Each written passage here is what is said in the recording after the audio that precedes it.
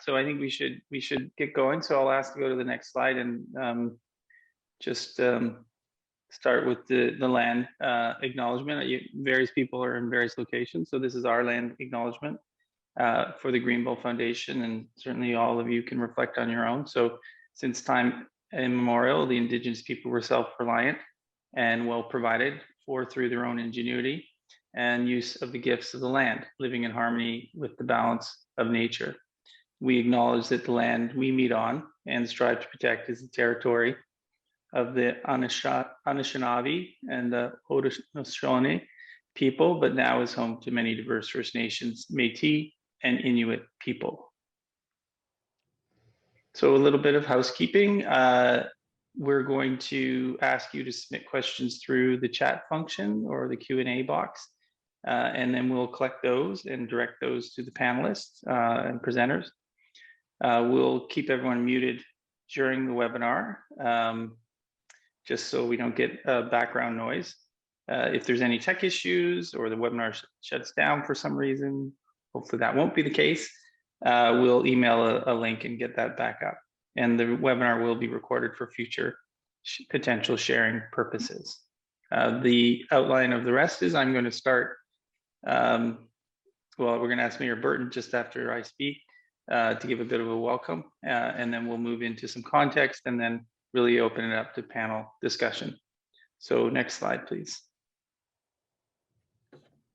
And over, oh yes, our speakers. So I'm sure many of you know each other and have worked with each other, but those who are not aware, we have Mayor Rob Burton from Oakville, a multi-term mayor, very active, been a very great supporter of the Greenbelt and related issues, and very knowledgeable on many of these topics.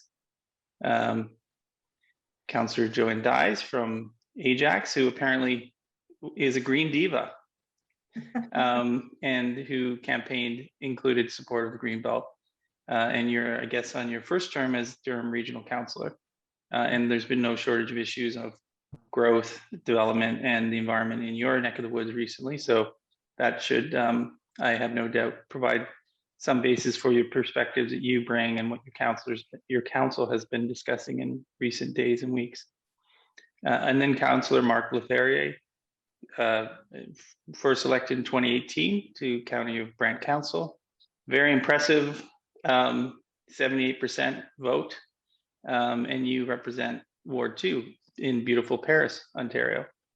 And you have many strengths, including being an educator, and I know you're an active commentator on many of these issues publicly, and have been involved in other conversations about the Grow the Greenbelt process. But I would like to be a green diva if possible. I got to talk to Joanne about that after. You can discuss with her what the sort of qualification requirements are. Myself, I've been at the Greenbelt Foundation for just over 3 years. A long history of as an entrepreneur and work in the public sector and broader public sector. So pleased to be here today with all of you. Next slide, please. So Mayor Burton, if you wanted to perhaps provide your perspective and a bit of a welcome, just to sort of get us going. I want to thank the hardy stalwarts who've joined us today, and we are on we're really still in the opening days of a 3-part process to grow the Greenbelt, and it's sort of a nomination period, a study period, and then a legislative period. And so we're going to have a lot of work ahead of us, and I'm hoping that the 17 of us can not only grow the Greenbelt, but grow the municipal leaders for the Greenbelt.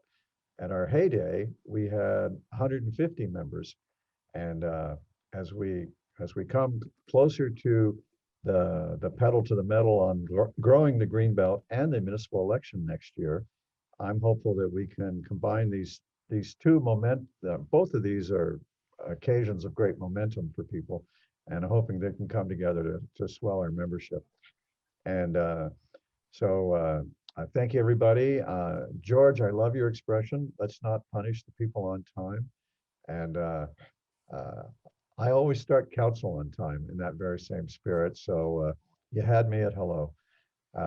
Ed, those are my welcome remarks. And as you can tell from my I hope to grow both the Greenbelt and our alliance.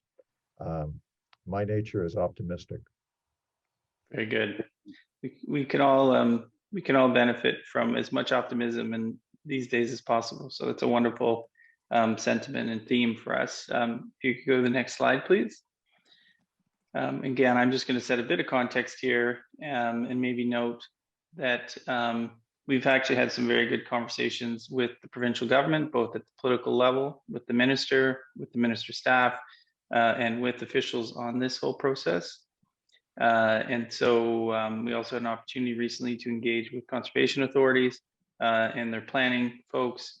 And we as a foundation are participating with in a series of consultations that the Ministry of Municipal Affairs and Housing is holding, including one yesterday with the development and building industry. So this opportunity today is really, again, helps enrich our understanding as the foundation on what people think, what do they see as some of the issues or challenges and how we might approach those things. And that will really help us strengthen our submission to government and our engagement of government. If you go to the next slide.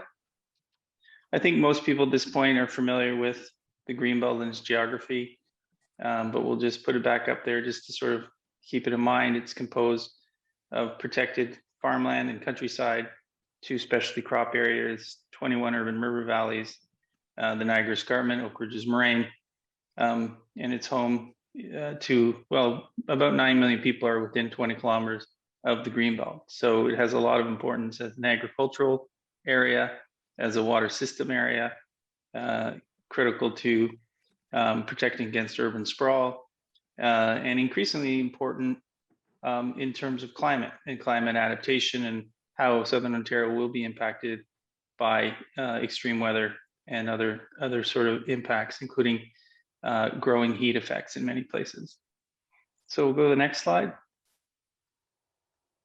Many of you would have participated in the coordinated land use plan review, which was a very robust review headed by David Crombie as a panel, and looked at all 4 of those plans that are essentially work together to define how we grow and how we organize land use planning in Southern Ontario and in the Greater Golden Horseshoe region. One thing that came out of that process was the addition of 21 urban river valleys by the previous government, which added 9,000 hectares to the size of the Greenbelt. The current government has set a target for itself of making this current round the largest single increase of the Greenbelt since its inception. So that 9,000 hectares may be a bit of a benchmark that they're looking at as well. Next slide. So I'm sure you're all familiar with this. There is a 60-day consultation period underway. Government is looking for feedback on its proposal, and it's highlighted as initial priorities, Paris Gulf moraine geography as a study area, and then the idea of how we would expand and enhance the urban river valley system. And there's a number of principles that have also been established. I just highlight a couple of them I think are important. No removal of land or land swaps or land exchanges, really using the existing Greenbelt plan objectives, vision, and goals to frame what the expansion should look like. And another key one, for example, is that any expansion area should be connected physically or functionally to the current Greenbelt. Next slide. So just a little bit on, I know, Mark, you'd be familiar with this geography, but there's a number of ways to look at the Paris Gulf Moraine Study Area, which actually sits in a zone that contains a number of other moraines to the north. And there'll be active conversations about what will be the ultimate geography that the government comes back out with a specific proposal on in terms of protection. But that's the general geography and how it interrelates with some of the other topographical features. Next slide. So as we think about sort of growing the Greenbelt, why grow the Greenbelt, how grow the Greenbelt, the urban river valleys have obviously been highlighted, and there's a whole variety of ways to look at urban river valleys. There's the water issue, both quantity and quality. How much water is coming into Lake Ontario? What's the quality of the water that gets into Lake Ontario? We've had a number of years recently with really challenging lake levels, and that gets into very complicated issues with Quebec and the St. Lawrence system. But more than that, you know, as the Lake Ontario rises, it backs up those waterways, those creeks and rivers, and can contribute to issues of inland flooding. We've got lots of other issues and a lot of interest among the public, I think, about access to green spaces, which the urban river valleys, you know, provide an opportunity for. And so that and the little graphic on the right is actually highlighting areas of high degree of biodiversity. So again, as we think about the issues of urban river valleys, there's a number of lenses, a number of public benefits that could be considered as part of that. Next slide, please. This is a bit of mapping and scenario planning that's been done. This is actually the reasonable worst case scenario as climate changes and what that might look like in terms of flood risk and riverine water levels. So we've spent a lot of time at the foundation thinking about how we can contribute to reducing risks of flooding and reducing community costs of flooding, and how we use natural assets in conjunction with engineered gray infrastructure to find new solutions for what is an increasing challenge for communities. It's at least a reasonable lens for people to think about expansion of the Greenbelt in ways that would help mitigate the worst impacts of climate change and things like major storm events and other forms of flooding. Next slide, please. A few other lenses, just briefly. So we have done a lot of work recently on the biodiversity and mapping biodiversity in the region and thinking about biodiversity at a regional scale. Lots of folks work on biodiversity in localized areas, and what we're trying to encourage is a larger lens on how we protect both biodiversity and connectivity so that we can actually really contribute to the ecological well-being of our region. We've done some exciting work which we'll be releasing soon on near urban nature and a near urban nature network. So that's again another lens that could be provided. Agriculture, it's not highlighted as a priority in this round of consultations, but it's obviously a big issue in the Greenbelt and Greater Golden Horseshoe region.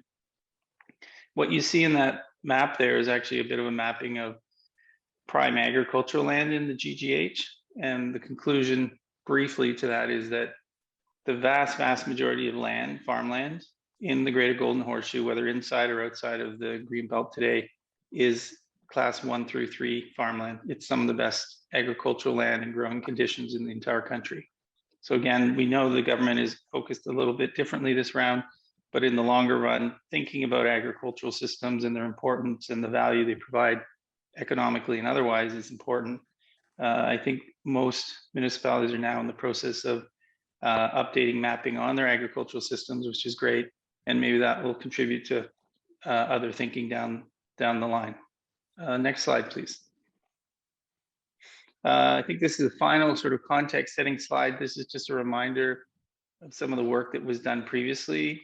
What you see is a bit of a look at what was sometimes referred to as the blue belt. So it's more in the outer ring of the green belt where there's these important hydrological systems that really are critical both to water supply, but also again, the issue of groundwater and flooding. And that was a focus of the 2017-2018 consultations of Grow the Greenbelt. And at that point, the foundation put forward a number of candidate sites for inclusion in the Greenbelt for a number of reasons. That particular round of consultation did not lead to policy changes, including due to the change of government. But again, just as a, to stimulate thinking, these are important other considerations. Is if we think long-term about where we want to be as a province, these are other candidates, and a lot of work has been done on examining the hydrological value and importance of these water systems that are currently outside the Greenbelt. Next slide, please. So these are the specific consultation questions the government has put forward.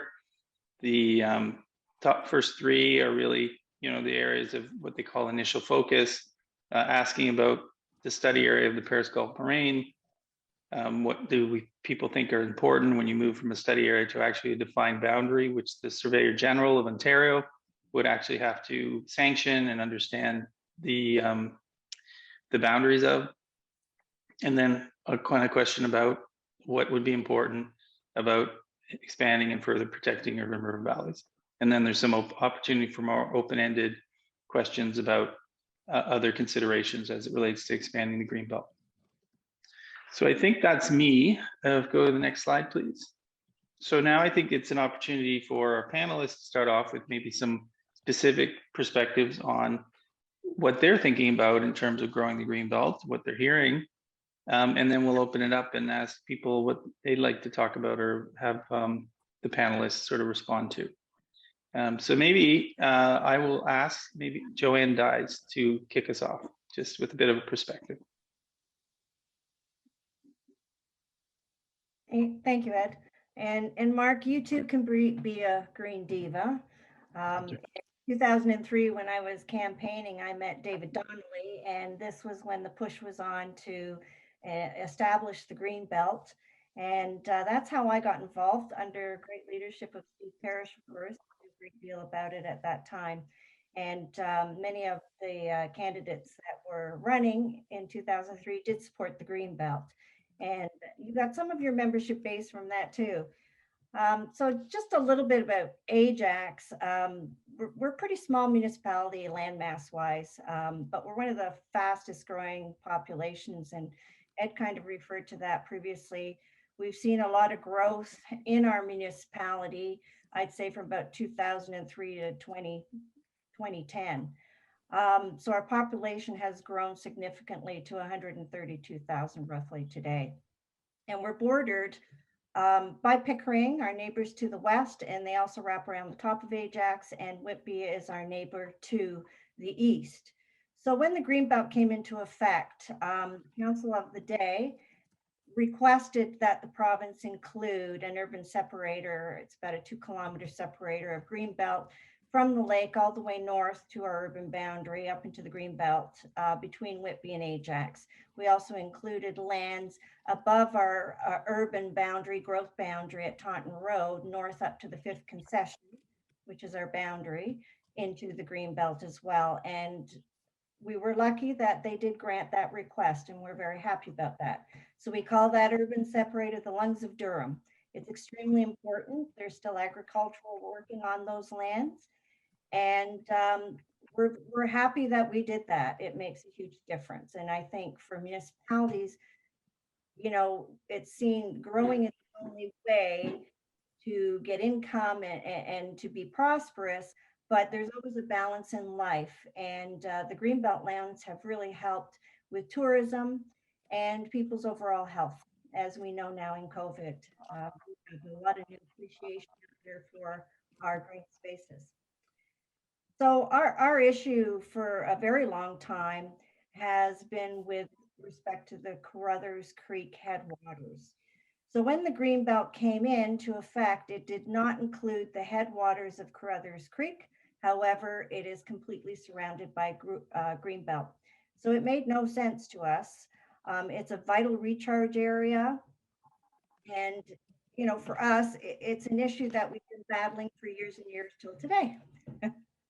So even through, growing the growth plan, growing Durham in 2009, Durham region actually adopted an amendment that included the Northeast Pickering lands as part of a regional growth center. And that's where the Carruthers is very susceptible. The growth in that area does go into the Greenbelt, and The problem is with the headwaters of the Carruthers, through the recent study that the Toronto Region Conservation Authority has done on that watershed and in their report, if the headwaters of the Carruthers is built on, there is 77% risk of flooding downstream in Ajax. So we have over the years, on several occasions, as the opportunities have arisen, we have requested again and again that those headwaters be included in the Greenbelt because they should not be developed. So recently, we had one of the major developers who own lands on the headwaters, request an MZO, which was supported by Pickering. This was in 2020. And they want to build what they call Varane, which is a new community, approximately 20,000 housing units, 60,000 people, 45,000 jobs. They were not successful with that request. And really that was, thanks to this organization and to Environmental Defense. And thank you to, all of the people who sent comments, residents and public comments. And so the province did back off on that, which is good for now. However, I know that they are in discussions with the region of Durham, who are currently going through a comprehensive review of their official plan. They're just completing the land needs assessment, and that will of course be based on their population projections out to 2051. So, we're a little bit concerned about that too. There's also, you talked about the need for protecting agricultural lands. And we've always had Pickering supporting a Pickering airport, which is on prime 1 agricultural lands just to the northeast of us, or to the northwest, I should say. And that is a problem too, because you can't replace that. None of this can be replaced, of course. So we have sent many motions as a council to have the headwaters included into the Greenbelt. And now we have another opportunity, I guess, here with the provincial announcement to grow that Greenbelt. We have sent already a motion requesting it be considered. And our staff are also drafting up their comments for the environmental registry. This is a significant issue for Ajax, and through the years, we have, as we've commented on various Greenbelt reviews in 2018, we've included public, and I think that's critical. We've educated the public, we've included them, we've made it easy for them to comment at these times, and we hope to do that again this time. For example, I'm trying to think back, I guess it was, we had a pop-up open house where we sent out, I think they're reviewing the green plan, and we sent out postcards to all of our residents that had a message on, just like you get your form letters by email now. They sent them back to the province with their comments added to it. And we also had pop-ups that allowed them to come in and use computers where they could actually access the registry and make comments online with help of staff. We've done many, many things over the years. I think our residents, because they have access to a wonderful Greenbelt system, are very, very appreciative and knowledgeable about its importance. The lands on our waterfront are all public. And so we have a lot of people that enjoy the environment on a daily basis. I was just in a meeting with TRCA, and it reminded me about how the 407 is really a barrier for us to get into the Greenbelt for people who are cycling. And you know that there's many, many people cycling now. It's difficult to get into the Greenbelt and enjoy the northern rural towns and areas. And it was also a huge barrier for the wildlife, specifically for migratory birds, but all wildlife, and that they really didn't, they had put in a couple of areas where there were wildlife crossings, but not a lot. And all of these things impact the green belt, and in many, many ways that we don't see. But I think, you know, when you start to talk about development, I think we have to always think about the balance, the human balance of life, for ourselves and our overall health, because it does make a huge difference. So I'll stop there. I could go on forever, but. Thank you for that. Just picking up on one of the themes is the whole, you know, the balance. And I think sometimes the balance is positioned as environment versus economy, or environment versus public finance. And really the Greenbelt's about a lot more than the environment. It's obviously a critical element as a water supply and as a, you know, for clean air. And it's an incredible asset for Southern Ontario in terms of the fight against climate change. And it just can't be understated how important it can be.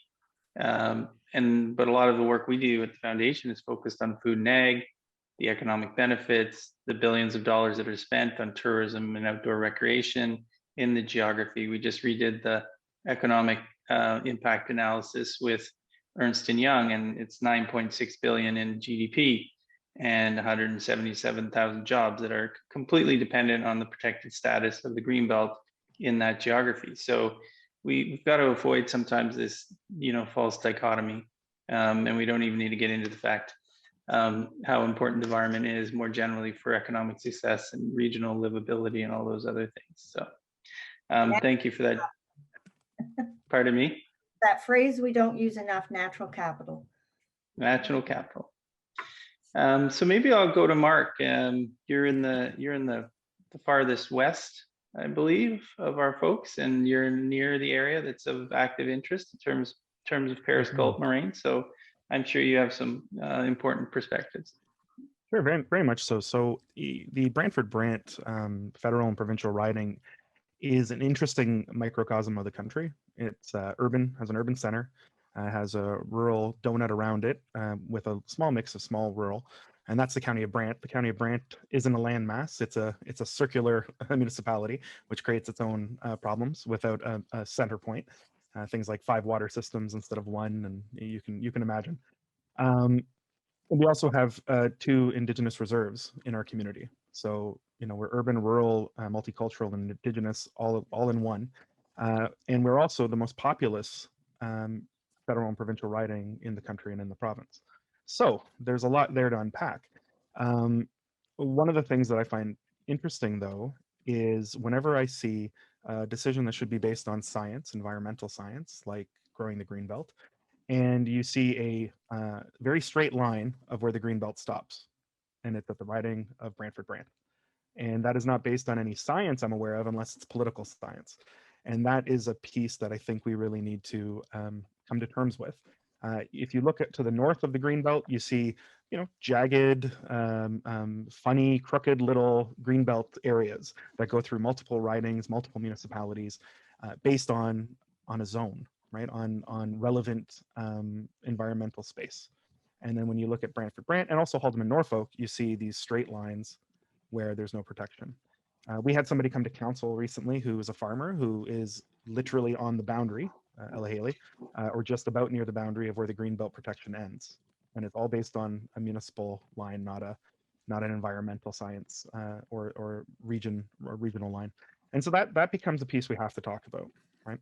The other piece, though, on the outreach is that, and I've said this to our local MP and our local MPP, and our local MPP is a progressive conservative, and I've said, this isn't picking on any one government, but 60 days is not a great amount of time, especially with how councils work, right? So I think anything that is requiring municipal input should have at least 3, if not 4 cycles of council, should be what's aimed at, so we have time to get a report, defer if need be, to get more information from the public, to then make an official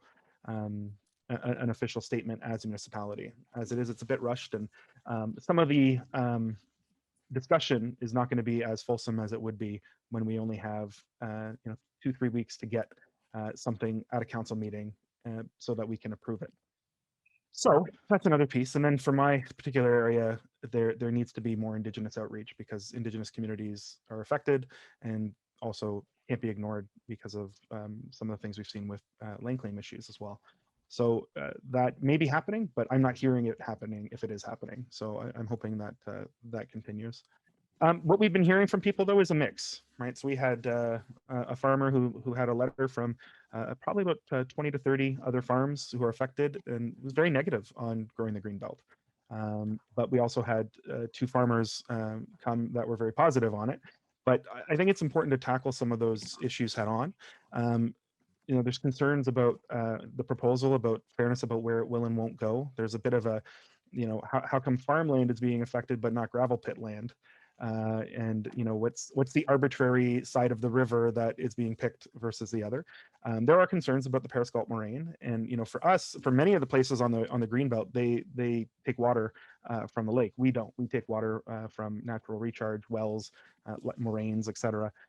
So that becomes an important piece as well. And you know, farmers can say, well, what's the need to protect that when we have a conservation authority? But that's thinking a year, 2 years, 3 years ago. If conservation authorities are stripped of some of their powers for protection, we have to deal with the new reality of those powers being stripped and needing policy that will help to make sure that we have our water supply. So there's concerns about bureaucracy, and I think the Greenbelt Foundation, and I said this 2 years ago, almost to the day at my first Municipal Leaders for the Greenbelt meeting, is that there's a lot of misinformation, there's a lot of myths, and there are also legitimate concerns from farmers. And I think the Greenbelt Foundation and the Municipal Leaders for the Greenbelt need to do a better job of speaking directly to those farmers specifically, and see why the divide is there, and at least provide information to councils and other governing bodies about the realities of, and also tackling the concerns that are legitimate. I know my council, it would be wonderful if we had 1 or 2 farmers that are already in the Greenbelt come and speak to our council about why they appreciate being in the Greenbelt. Because when you hear from farmers that, well, I talked to everybody at the farmers market in Toronto and they all hate it. They can't build a shed, they can't build a farm, they can't build a house for their kids. They, you know, and some of that may be true, some of that may not. A lot of the things that are stopping folks from doing some of that now are already in municipal official plans. But there's a fear that it's because of the Greenbelt, or there's going to be a new level of bureaucracy because of the Greenbelt if it expands. That said, again, just it being a straight line doesn't make sense either. So there's a mixed opinion in my community, and I think it's fair to represent that, even though I'm supportive of the Greenbelt. I think most people are supportive of the Greenbelt in my community, but farmers who are a very sympathetic group and a very good group of community builders need to also have those concerns addressed head on before any decisions made. So I think my council is going to have a mix of opinion, a mix of vote. We did have a report that we unanimously approved, participating in consultation, asking for sort of broader consultation and a little more time. And also a really good report showing that, you know, not a lot will change, but one of the big pieces will be, you know, being able to sell for quote unquote full market value if you need to sell. And, you know, farming folks don't tend to talk about that in public, but they do talk about that amongst themselves. And we happen to have 2 farmers on our council as well, who I don't think are supportive of the proposals, even though myself and other farmers and other members of council are. So again, we need to get farmers from the Greenbelt to come through. Also, when talking about municipal leaders for the Greenbelt, I think that's a really, I just want to speak to it as somebody who's newer to it, again, the last 2 years, but it has a great effect. I've been fairly involved. And last council meeting, I actually made a resolution on environmental management reserves that came from a discussion with James Gordon, who's one of the Guelph councillors, who's on this as well. When I accidentally sat in David Crombie's seat while he was presenting, because I arrived a little late, chatting with James, and had an idea about when blue box fees are uploaded to corporations, that we should keep those funds in environmental management. That came from a Greenbelt Foundation, Municipal Leaders for the Greenbelt roundtable discussion conference that we had that day. The province says that we could save $175 to $225 million each municipalities all over Ontario when that happens. And it would be quite the shame if that doesn't stay towards funding the environment. So we're actually creating an environmental grant program, capital and operating funds with that. It just got passed. I'm happy to send it to anybody who'd like to see it. We have 8 other municipalities that, since it's been passed, have asked to see it and look at maybe implementing it for Earth Day this year. But that comes directly from this piece of the Greenbelt, which is the networking, getting folks of a like mind to get together and talk about issues of the environment and try to have ideas that we can all share. So I think it's a wonderful thing. I just think we need to make sure we address farming concerns as we go forward in spaces that have never had the Greenbelt touch them, like the Brantford Brant community. Yeah, that's a great overview, and I'll just pick up a couple of themes. First of all, the farming and agricultural piece. We have been engaging with agricultural organizations, and there is work to be being done to engage farmers directly. So that point's very well taken. I think what we saw in 2018 when the expansion plan was announced, it was a bit like Back to the Future. There was a lot of the same concerns that had been raised in 2004, 2005 resurfaced. Many of them, you know, where you could have a legitimate debate about whether or not agricultural land, you know, should be opened for speculative in future development. You know, the position of the OFA is that they represent farmers, not developers, but some of it's really based on misapprehensions or misconceptions. And one of the things a lot of farmers have found with time is being in the Greenbelt actually offers them a stability, some degree of confidence they can invest in their properties and build their operations without having to be concerned about incompatible uses being put next to them. Or, well, we're still challenged by issues like traffic and, you know, increased congestion on what used to be rural agricultural roads and all those things. But overall, the Greenbelt has proven to be a good place to invest, and all the concerns about property values have not materialized. Greenbelt agricultural land is as or more valuable than land outside of it. And then obviously there's a whole issue of a proximity to the largest market in the country. That surety piece, if I can speak to that for a minute, this came up in discussion at our council, and I know I'll be very quick. But that surety piece is important. One of the councillors brought up a good question, which is how come we're against it when the province takes local decision-making abilities away, except some people are for it when it's for a Greenbelt or something like that? Well, and the answer is that the province removes local decision-making and we get surety, but often the province pretends to give us local decision-making power and then overrules us in the favor of development, right? So something that provides surety to slow development and growth or stop it in this case is a totally different idea, right? But that needs to be. Yes, and none of us on this panel are anti-development by any means. We all are sensitive and alive to the fact of affordability and the issues of growth. So it's not really as much about stopping it as it's doing it smartly and doing it as compactly as possible and as intelligently as possible.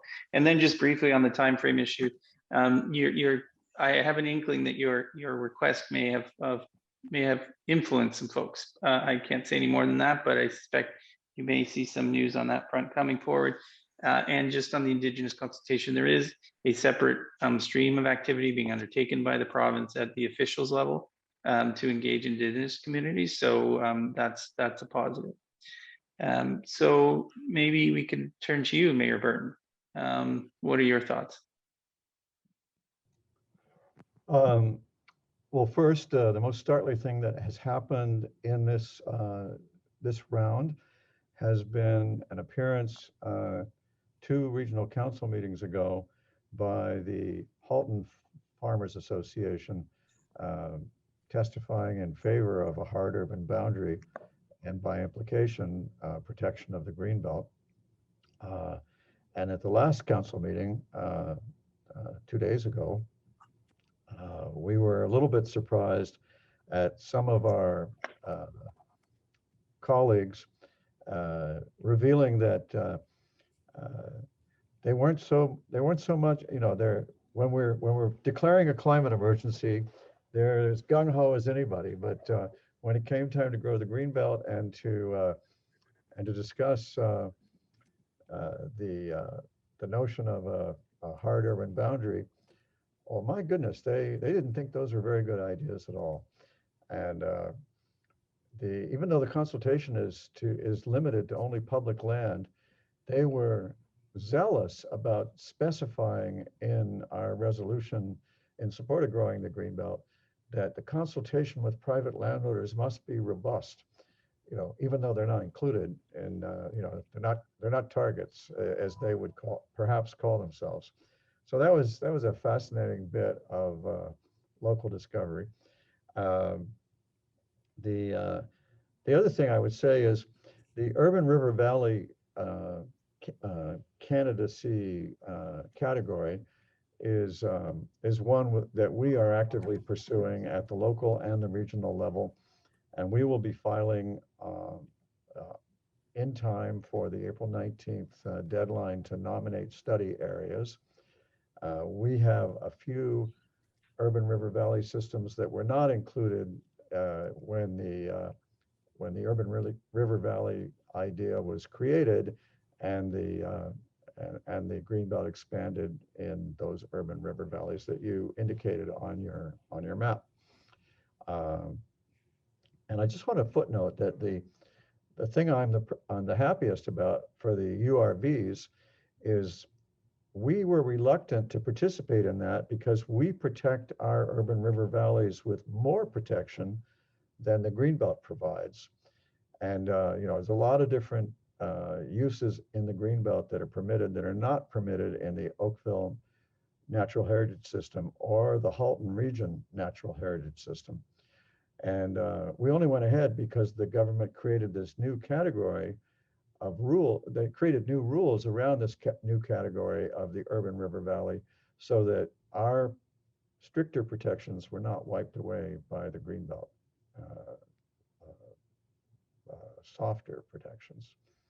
So even if don't wait for a deadline extension, get your staff busy. This stage is not a complicated one. It's not a time-consuming one. It's just, for heaven's sake, it's a nomination of study areas. You don't even know if they'll be accepted. And I'm not sure. I'm not talking. I don't mean to be singling out either of my panelists. I'm talking to everyone who may see this now and in the future. Just pitch those suggestions. We'll see after the province considers the nominations what will actually get studied. Yeah, absolutely. And I think that's what we've been encouraging as well, is just put the good ideas out there. You can expect this will be a multi-phase process. Oh, can I just mention one other thing? I meant to say this.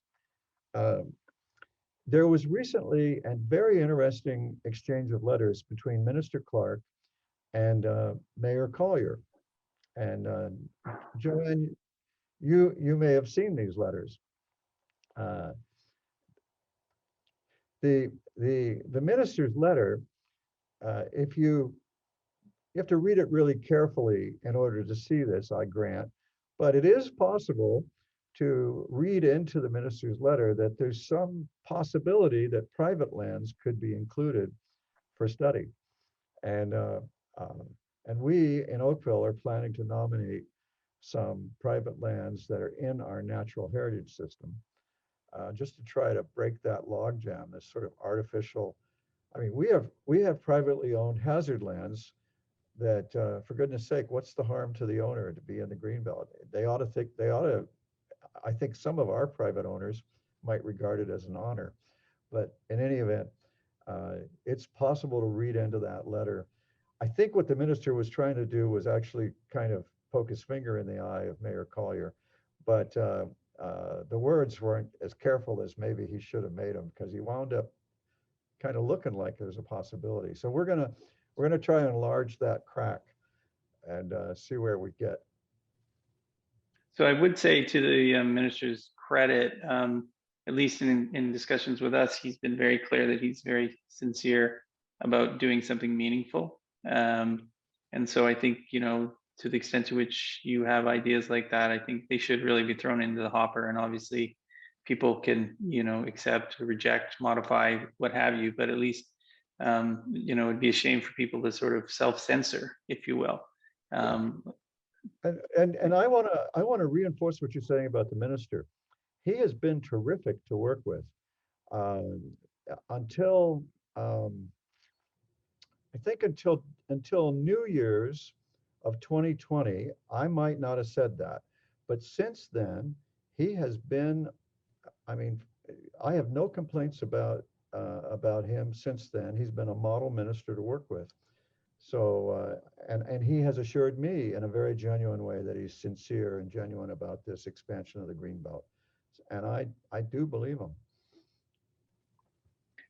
Just coming back to the farming issue again, somebody's put it in the chat, but just to underscore it, that Ontario Farmland Trust did a very good Q&A piece on during the last Grow the Greenbelt exercise. So we'll make sure that we as the foundation circulate that around, and your points are well taken, Mark, about the need to keep at that and to keep trying to inform those conversations at municipal councils.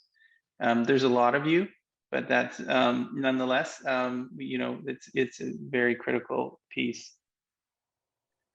So I'm just curious if anyone who's attending had specific questions. We note the desire, Mark, for you to circulate the motion that you're working on, which you've kindly agreed to do, or people can email you. Mm-hmm. I don't know if you want to say any more about that. It just it's approved. It was approved after an hour and 20-minute debate in council, but it was approved. So.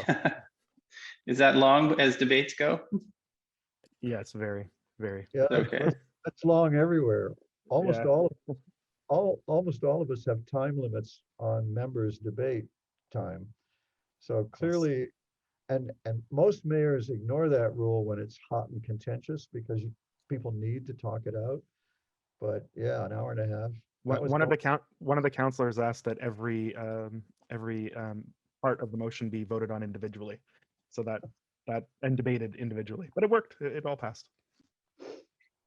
So I'm going to see if other people have questions, but while I'm waiting for that, I'm just going to mention the conversation we had with the conservation authorities. It's hard to keep days straight these days, but I believe it was this week.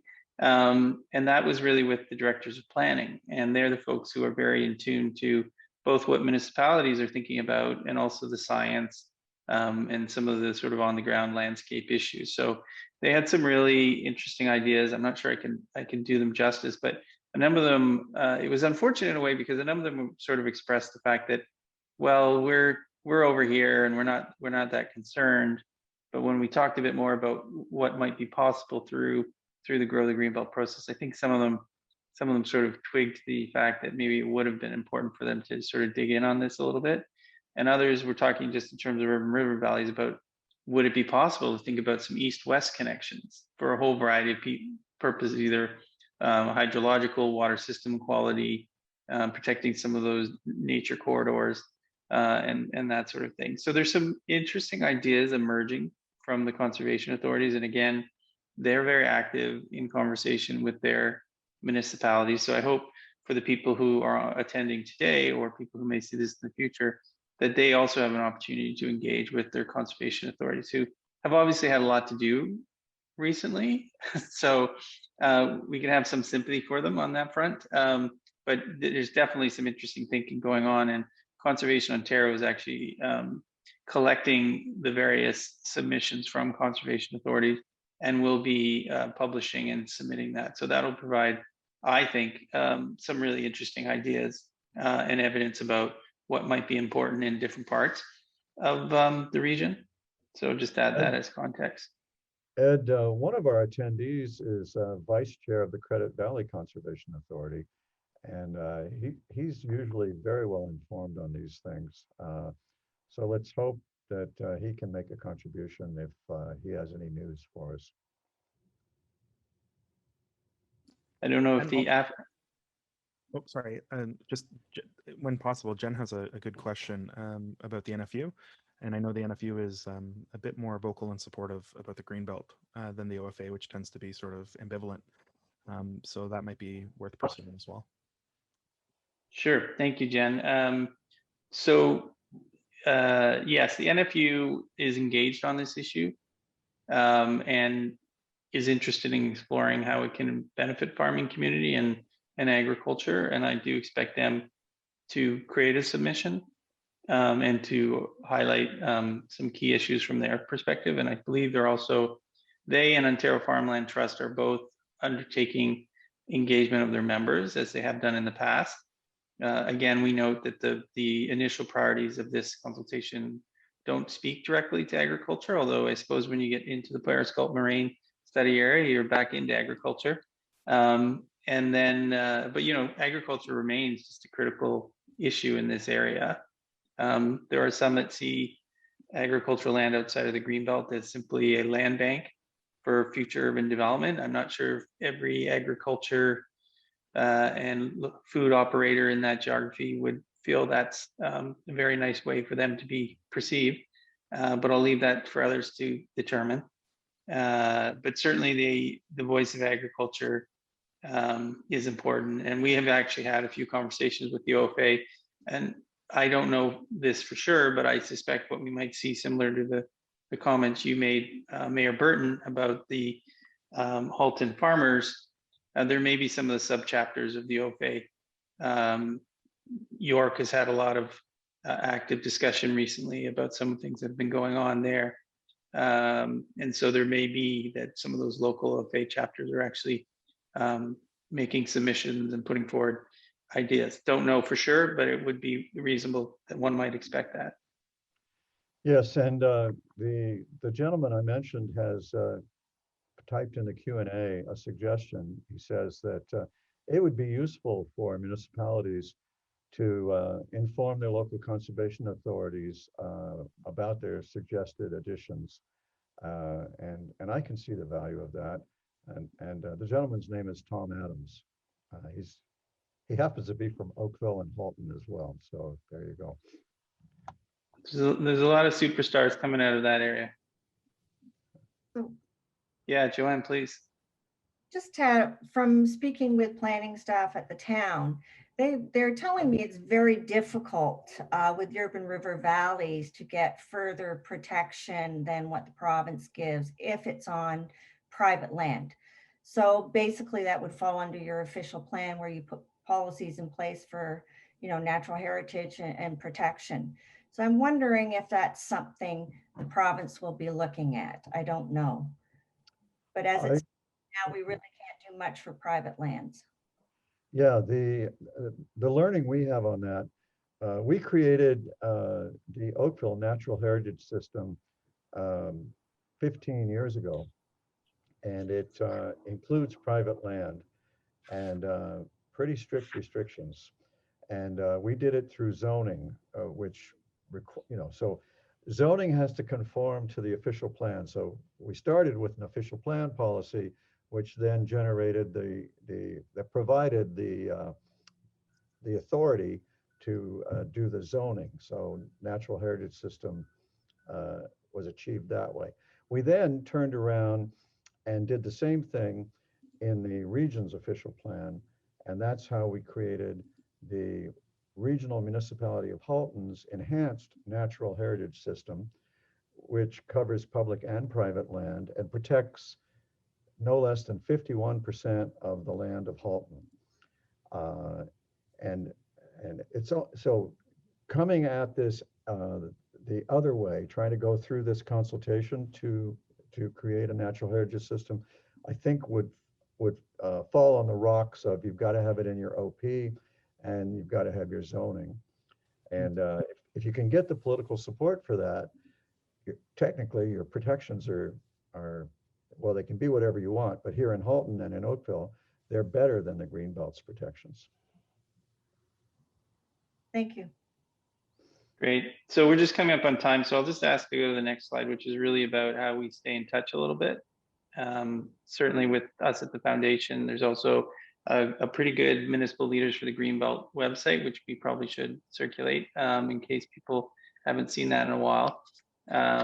This has been a terrific conversation. I really appreciate it, and I appreciate the time. I hope everyone's had a chance to sort of ask, tell, and say, and that we'll continue to keep in touch as the process moves forward. And I don't know if any of the panelists had any final brief comments just before we wrap up. I think the most important thing to do is to extend the invitation to municipal leaders everywhere to join up and get involved. There's lots of learning and good fun, and it always feels good when you leave a legacy, and we are working to leave a green legacy for our successors and descendants. So join up, there's work to be done.